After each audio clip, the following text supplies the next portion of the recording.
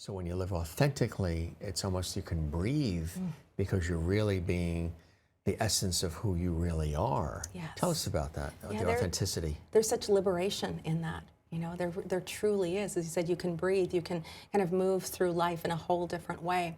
I think for starters, we all have a different definition of what authentic means. And I know that I certainly have been criticized or have been, judged in terms of whether or not I'm really living authentically. But we look at authenticity based on what's true and authentic at our very core, not based on someone else's definition as to whether we're being authentic or not. But it's about getting real. It's about being real about how you feel, your perspectives that you hold, whether other people agree with your point of view or not.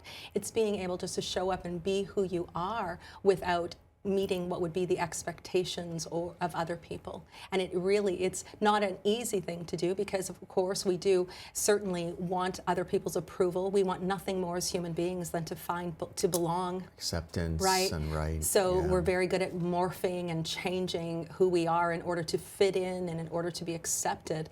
And yet ultimately, when we look at authenticity, it's about fully accepting who we are. It's about becoming, our own best friend, and more importantly, just letting that be expressed, letting however, the things that are imperfect about us. I think we all try so hard to be perfect. I know perfectionism was a really big challenge for me, and it is letting go of that and just saying, this is the real me. This is, unapologetically. I think it's important that we apologize when we hurt someone, but we certainly don't need to apologize for who we are or our presence in the world.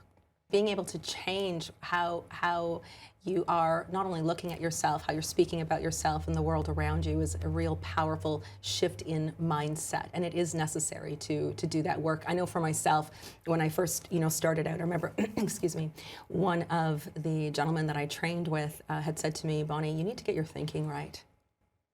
He says, you don't even recognize your own power, but you need to stop going down what is the negative thought trail and start get yourself thinking right.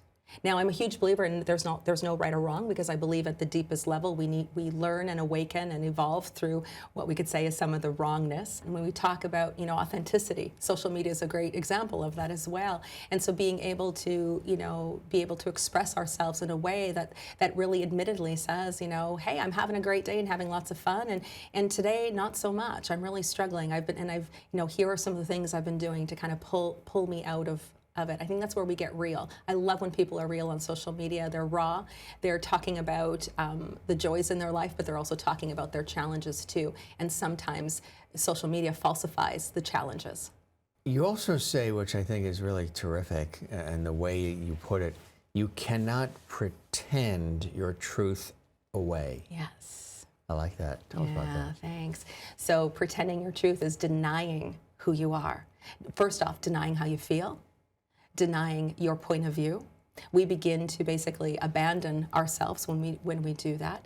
But more importantly is, for all of the healers and the mediums, the empaths of the world, we can't pretend that we're not energetically affected or suffering. We can't pretend we're not suffering.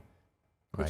We can't. We can do all these things to cope or minimize that suffering, but ultimately it catches up with us. And again, as you said earlier, it begins to compound, and we reach a time of what I always say, which is personal crises, where again we're out of balance in our mind, in our body, and in our spirit.